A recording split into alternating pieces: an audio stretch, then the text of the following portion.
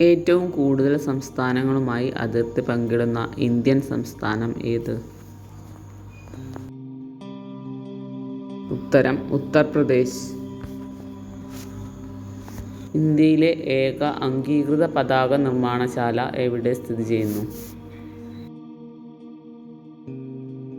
ഉത്തരം ഹൂബ്ലി. ഇടുക്കി ജില്ലയിൽ ഉൾപ്പെടുന്ന വന്യജീവി സങ്കേതം ഏത്? ഉത്തരം ചിന്നാർ. ലോക പൈതൃകമായി യുനെസ്കോ അംഗീകരിച്ച ആദ്യ ഭാരതീയ നൃത്തരൂപം ഏത്? ഉത്തരം കൂടിയാട്ടം. ഏറ്റവും കുറഞ്ഞ വനഭൂമിയുള്ള ഇന്ത്യൻ സംസ്ഥാനം?